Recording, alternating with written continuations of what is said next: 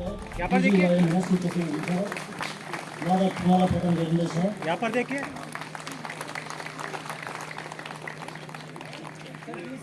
यहाँ पर देखिए।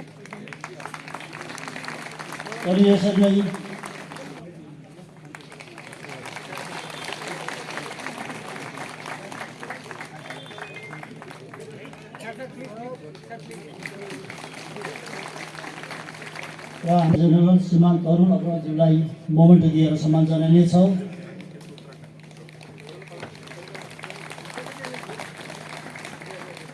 र मोमेन्ट दिने क्रममा अब बिएसएफका आइजी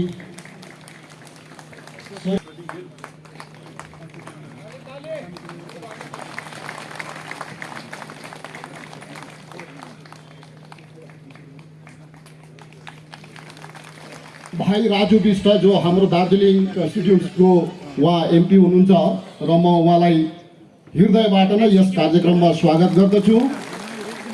यसै क्रमले यहाँनिर हाम्रो डिफेन्स विङका विभिन्न डिग्निटरिजहरू dignitaries are there on the dais. I welcome to them also here.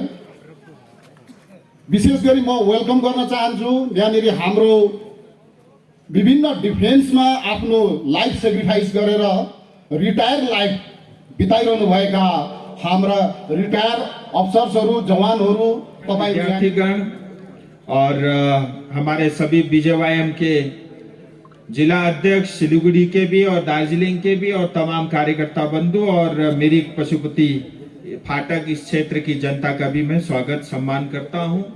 और साथ ही बीएसएस, एसएसबी और आर्मी के भी बहुत बड़ी संख्या में हमारे जवान हमारे बीच उपस्थित हैं। उनके बहुत सारे अधिकारी और ऑफिशियल्स उपस्थित हैं और उनके कुछ परिवार के सदस्य भी यहाँ पे उपस्थित हैं। मैं आप सबका भी बहुत स्वागत करता हूँ। मित्रों, 1999 यानी आज से 25 साल पहले कश्मीर के कुछ हिस्सों में पाकिस्तान ने कब्जा किया था और उसको ये उम्मीद थी कि क्योंकि पहाड़ के चोटी के ऊपर में पाकिस्तान था, उसको लगता था कि हम हिंदुस्तान को आराम से निगल लेंगे। लेकिन उस समय की वाजपेयी जी की सरकार, जिन्होंने बहुत क्विक जल्दी समय में, थोड़े समय में रेस्पॉन्स किया और हमारे वीर जो सैनिक के बदौलत जो पाकिस्तान जो सोचता था उसकी सोच को गलत साबित किया और 3 महीने तक, लंबे समय तक युद्ध चला और आखिर में जाकर के 26 जुलाई 1999 को कारगिल में भारत ने विजय प्राप्त की। और इस दिन को हम इसलिए याद करते हैं कि हमने विजय अवश्य प्राप्त की, लेकिन उसके बावजूद भी 490 से ज्यादा सैनिक हमारे वहां पे शहीद हुए। और विजय दिवस के साथ साथ आज के दिन को, उस दिन को हम याद करते हैं, उन तमाम शहीद परिवार के जो सदस्य हैं उनको सम्मान करते हैं और जो हमारे वीर शहीद हुए, जो हमारे बीच नहीं रहे, जिन्होंने देश के लिए, अपनी मातृभूमि के लिए अपने सर्वोच्च दिया, उनकी जो बलिदान है, उनकी त्याग और तपस्या है, उसको याद करने के और उनको सम्मान देने के उपलक्ष्य में आज यहाँ पे हम इकट्ठा हुए हैं। और उस कारगिल युद्ध में तमाम लोग, 490 से ज्यादा हमारे भारत माँ के सपूत शहीद हुए, लेकिन दार्जिलिंग का भी उसमें बहुत बड़ा योगदान था। हमारे 8 से ज्यादा जो है हमारे वीर सैनिक उस युद्ध में शहीद हुए। मैं उनके परिवार के प्रति एक बार फिर अपना सम्मान अर्पित करता हूं और उन वीर सपूतों को याद करना चाहूंगा। हमारे बीच जो इस क्षेत्र के लोग थे उसमें से वीर शहीद राइफलमैन दीपराज प्रधान जी, जो फुलबारी बस्ती दार्जिलिंग के थे।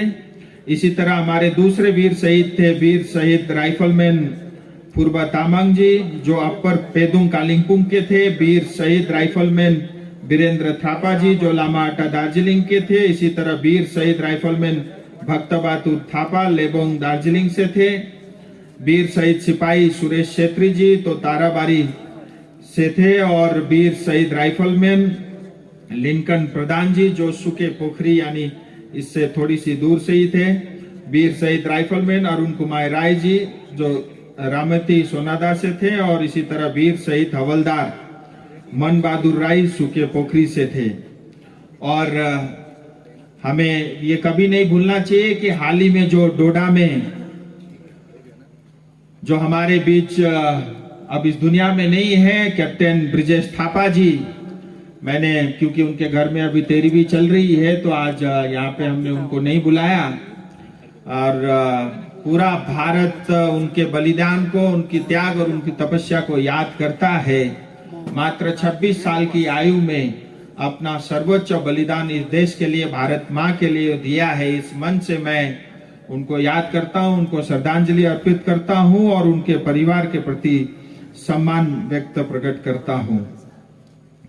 और ये दार्जिलिंग की विशेषता रही कि आजादी के समय भी और आजादी के बाद भी 182 से ज्यादा वीर सैनिक भारत माँ के लिए अपना जीवन निछावर किया है। ऐसी पवित्र धरती है ये दार्जिलिंग, और यहाँ पे आकर के और तमाम सैनिक, वीर सैनिक परिवार के सदस्यों से मिल करके मुझे बहुत अच्छा लगा। और हमारे बीच इतने सारे लोग रहे, आपके सम्मान के लिए मैं उनके प्रति भी बहुत आभारी हूँ।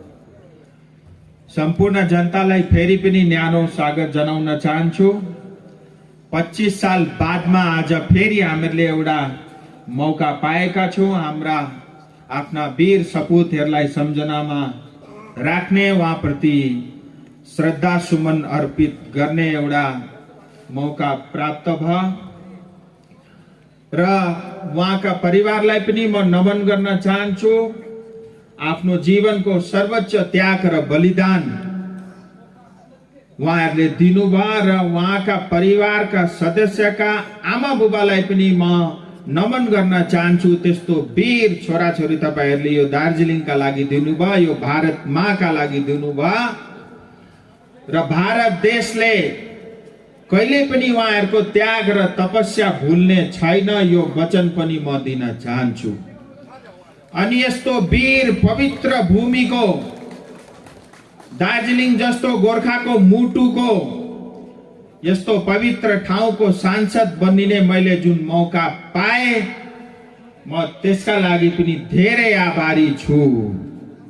गोर्खा जातिले आफ्नो सर्वोच्च त्याग र बलिदान यो देशका लागि त्यतिखेर जब आवश्यकता थियो, देश स्वतन्त्रताका लागि जब खाँचो थियो, त्यतिखेर पनि त्याग र बलिदान दिएको थियो।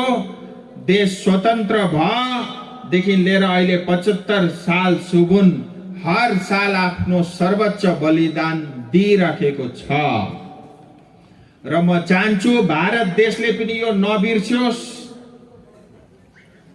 र हाम्रा वीर जति पनि सैनिक शहीदहरू हुनुभयो उहाँहरूको सपनाको पनि पूर्ति होस्। मैले पनि तपाईहरुको माया र आशीर्वाद, जो जनरेशन है, और मैं देख रहा हूं आज के ऑडियंस में कई सारे ऐसे युवा हैं जो शायद कारगिल के युद्ध के समय में 2 साल के या 3 साल के उम्र के हुए हैं, और यहां ऐसे भी युवा हैं जो खास कारगिल युद्ध के समय में जन्मे भी नहीं थे। इस कार्यक्रम का उद्देश्य उन बलिदानियों को और उनके बलिदान को जीवित रखना, अमर रखना और उनसे हमेशा के लिए प्रेरणा लेना, यह इस कार्यक्रम का उद्देश्य है। और मैं आप सबको इतनी बड़ी संख्या में आकर इस कार्यक्रम को सफल करने के लिए और आने वाले पीढ़ी को कारगिल के विजय गाथा को बताने के लिए मैं दार्जिलिंग के आप सबको भी हृदय से बहुत बहुत अभिनंदन करता हूं इस यशस्वी कार्यक्रम को आयोजन करने के लिए। साथियों, राजू जी ने बताया कारगिल के युद्ध स्ट्रैटेजिकली भारत के लिए एक बहुत कठिन युद्ध था। पाकिस्तान के फौज और पाकिस्तान के सपोर्टेड टेररिस्ट स्ट्रैटेजिकली भारत से कई सारे ऊपर हाइटेड पोस्ट में वो बैठे थे। नीचे से चढ़कर उनसे लड़ना, perhaps this was unprecedented in warfare tactics and the kind of warfare armies had faced anywhere in the world. But the Indian Army showed great grit, determination, courage and conviction, and fought what was literally an uphill battle. और कई सारे war accounts को जब हम पढ़ते हैं, वो captain Vikram Batra का हो, कैप्टन सौरभ कालिया का हो, मनोज कुमार पांडे जी का हो, योगेंद्र यादव जी का हो, when you hear accounts of these people, you realize the kind of metal that these men were made of.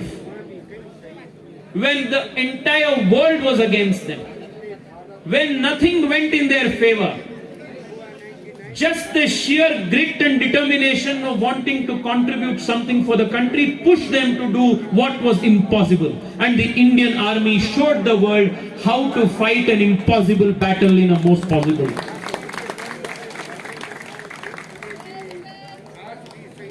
So the story of the Kargil war is the story of the grit, valor and courage of the Indian Army. इतना ही नहीं, Kargil war के जो गाथा है, ये भारत के सेना और पाकिस्तान के सेना के बीच के फर्क को भी दिखाता है। हम सब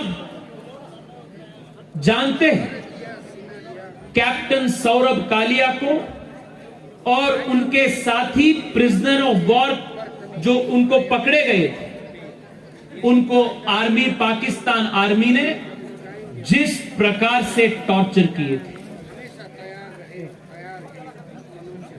unbelievable torture, the kind of violations that even the International Court of Justice took cognizance of. But when India took custody of the Pakistan prisoners of war, and when we captured their soldiers, and when we encountered their soldiers who were martyred, we gave them a burial with full military honors and treated the Pakistan war prisoners of war with all respect. कई सारे लोग आज भी बताते हैं कि हम भी पाकिस्तान जैसे अपने साथियों को, अपने जवानों को किया था, वैसे हम भी करना चाहिए। पर तब के प्रधानमंत्री अटल बिहारी वाजपेयी जी ने उसको ठीक जवाब दिए थे कि दो देश के बीच का फर्क सिर्फ वो दो देश के इकोनॉमी से नहीं होता है, देश के साइज के ज्यादा नहीं होता है। दो देश के बीच के फर्क उस देश के ईमानदारी से और देश के संस्कार से होता है। भारत और पाकिस्तान के बीच का फर्क है ये। साथियों, पिछले 10 साल में नरेंद्र मोदी जी के नेतृत्व में भारत और भारत की फौज विश्व के सबसे ताकतवर फौजों में एक बना चुका है। The Indian army and the Indian armed forces today is one amongst the strongest forces in the world. पिछले 10 साल में इंडियन आर्मी को मॉडर्नाइज बनाने के लिए, इंडियन आर्मी को एक एफिशिएंट फाइटिंग मशीन बनाने के लिए सरकार की ओर से हर प्रकार के मदद दिए गए। उन दिन भी था जब अपने फौजों के पास न बुलेट प्रूफ जैकेट थे, न उनके पास ठीक प्रकार के एम्युनिशंस थे। भारत डिफेंस मैन्युफैक्चरिंग में भी पीछे था, पर आज लड़ाकू युद्ध विमान से लेकर कॉम्बैट हेलीकॉप्टर तक भारत में ही प्रोड्यूस हो रहा है और Bharat is a net exporter of defence equipment and defence ammunition today. अपने ही देश में आर्म्स एंड एम्यूनिशंस का ऑर्डिनेंस फैक्ट्रीज बड़े बड़े खोल रहे हैं। म अमित छेत्री, गोपालधारा निवासी, ex serviceman Haldar, x Haldar 19GR जो कि मैले 1996 में भर्ती भएर मेरो पहिलो ड्राफ्ट नै कारगिल थियो। यङ राइफलमैन को अवस्थामा नै म कारगिल पुगेको थिएँ र आज कारगिल विजय अवसरमा हुनु पर्दाखेरि कारगिलको बारेमा अलिकति जानकारी दिनु म जरुरी सम्झिन्छु र नि कारगिल कस्तो छ र के कसो छ, के गरे कारगिलको दौरानमा भन्ने कुराहरू म बताउन चाहन्छु। विशेष कारगिलमा म न्यू ड्राफ्टमै गएको। कारगिल यस्तो ठाउँ थियो कि रातको समयमा मात्रै हामीले हरकत गर्नुपर्थ्यो, दिनको समयमा हरकत देख्यो भने दुश्मनको बमबाट आएर हुन्थ्यो। जस्तै मेरो साथी त नभनौँ, गुरुजी हुनुहुन्थ्यो, खाना खानु जाँदाखेरि स्टिलको थाल लिएर जानुभएको थियो। त्यसको चमकमा चाहिँ हानेर पनि दुश्मनले हाम्रो गुरुजीलाई शहीद बनाउनु भयो। त्यस्तो किसिमको रातमा हामीले आजको दिनभरि यहाँबाट आरसिएलले फायर गर्यो भने नेक्स्ट लोकेसन चेन्ज गर्नुपर्थ्यो, किनभनेदेखि यो लोकेसनमा फेरि दुश्मनको बमबार्ड हुन्थ्यो। र 1997 देखि लिएर 1998 तक म कारगिलमा रहेँ। 1998 मा जस्तो हामीलाई 10 गढवालले रिलिफ दियो, रिलिफ हुन्छ युनिट, फिल्ड युनिटमा एउटा युनिट 2 सालको लागि बस्छ। 10 गढवालले जस्तो हामीलाई रिलिफ दियो, रिलिफ दिएपछि के भयो भन्नुहुन्छ भनेदेखि हल्का फुल्का कारगिल लडाइँ छिड्यो। लडाइँ कसरी छिड्यो भन्दाखेरि चाहिँ 43 भन्दा माथि चाहिँ हाम्रो एउटा कटअफ पोस्ट थियो। बरफको समयमा त्यहाँ जान्थेन, कुचेक गरेर चाहिँ त्यसलाई सुरक्षा मात्रै राख्थ्यो। दुश्मनले बरफको गलत फाइदा उठाएर त्यो माथिको पोस्टलाई चाहिँ कब्जा गरिदिएछ र नै कारगिल युद्ध छिडिगयो। त्यहाँ अब उनीहरू हाइटमा भइसकेपछि हामीलाई दुश्मनको निकै दखल अन्दाज भयो र हामीले इन्डियन आर्मी पनि धेरै नै गुमाउनु पर्यो। विशेष रूपले भन्दाखेरि हामीले कारगिलमा यस्तो किसिमले त्यहाँ असल्ट गर्नु थियो, हामीले चाहिँ एचलन एटेक गर्नु थियो। आर्मीमा सिक्लाइ हुन्छ एचलन एटेक। इन्डियन आर्मीले एक अलग दर्जाको एटेक निकाल्यो, क्लिप चप असल्ट भनेर, जहाँबाट चाहिँ दुश्मनै आउनु सक्दैन भन्ने। क्लिपबाट यहाँबाट चाहिँ दुश्मन आउँदैन होला भनेर हवासको घातक टिम तयार गरेर हामीले लगेर इन्डियन आर्मीले चाहिँ त्यसलाई फेरि कब्जा गर्नुमा कामयाब भयो। त्यो कब्जा कसरी गर्यो भन्नुहुन्छ भनेदेखि एटेकको समय कस्तो हुनुपर्छ भन्नुहुन्छ भने अन्धेरी रात, खराब मौसम भन्छ। 4 बजीको समयमा हाम्रो 8-7 जनाको टिम पुगिसकेको थियो। त्यहाँबाट यसो हेरेको त त्यति बेला चिठी लेख्ने चलन थियो। त्यो पाकिस्तानी आर्मीले त चिठी लेख्दै रहेछ र त्यसको गलत फाइदा उठाएर गएर सेन्ट्रीलाई साइलेन्स गरेर नै त्यो पोस्टको कब्जा गरेको थियो। म यसैले भन्छु मेरो गोर्खा जातिको निम्ति एउटा गौरव छ कि जहाँ गोर्खा छ भनेपछि चाहिँ त्यहाँ एटेक कमै गर्छ। जस्तो हामीलाई रिलिफ भयो त्यस्तै उनीहरूले बमबार्ड गर्यो। हिजो अस्ति मेरो छोरा पनि बलवान घाटीमा थियो, बलवान घाटीमा पनि त्यस्तै भयो। जस्तै 6BRले रिलिफ दियो 19GRको मेरो छोराहरूलाई, त्यस्तै नै तिनीहरूले गलत फाइदा उठाएर चाइनासित पनि धक्कामक्का भयो। तपाईँहरूलाई थाहै भएको कुरा। यसर्थ म यही भन्न चाहन्छु युवाहरूलाई, हाम्रो जोस र उमङ्ग, गोर्खाको अलग पहिचान छ, पुर्खाहरूले बनाएको यो अलग पहिचानलाई चाहिँ हामी इजी मनी तरफ नलाखेर चाहिँ तर्कसित यो कुराहरूलाई जोस दिलाउन चाहन्छु। तपाईँ चाहिँ त्यो कारगिल लडाइँमा चाहिँ तपाईँ पनि एउटा वीर योद्धाको युद्धमा लड्नु भयो है? हजुर, वीर युद्ध नभए तापनि म पहिला चाहिँ कारगिलको इलाकामा बसेको हुनाले कारगिलमा कस्तो भयो के भयो एटेकको तयारीमा चाहिँ थियौँ हामी। है कारगिलमा चाहिँ बसेको पहिला पाकिस्तानी फायरहरू त भइबस्थ्यो, त्यहाँ डेली रुटिन जस्तै थियो। 99 वार भन्दा अगाडि चाहिँ हजुर 97 र 98 चाहिँ म कारगिलमा बसेको। 99 ठुलो वारमा चाहिँ त्यति बेला चाहिँ मेरो युनिट रिलिफ भइसकेको थियो र पनि ब्याक सपोर्टिङमा हामी थियौँ। 10 गढवालले चार्ज लिइसकेको थियो त्यो इलाकालाई। तपाईँ चाहिँ कुन सालमा चाहिँ यता रिटायरमेन्ट आउनुभयो त घर चाहिँ? 2014मा चाहिँ म प्रिमिचर लेखेर चाहिँ हलदारमा प्रिमिचर लेखेर आएको। अहिले मेरो 2टै छोरा आर्मीमै छ। 2टा छोरा है? हजुर। तपाईँले पनि केही इन्डियन आर्मीबाट केहीमा चाहिँ सम्मान पाउनु भएछ केही तपाईँ? हजुर, मलाई कपडा डिस्ट्रिक्टमा भन्नुहुन्छ भने मिल्टनसीको समयमा अलिकति गोली पनि लागेको, मेरो खुट्टामा गोली पनि लागेको छ हल्का फुल्का। सम्मान त अब मैले सम्मान त केही पाउने कुरा होइन, मैले पेन्सन र पाउने कुरा हक चाहिँ पाइराखेको छु इन्डियन।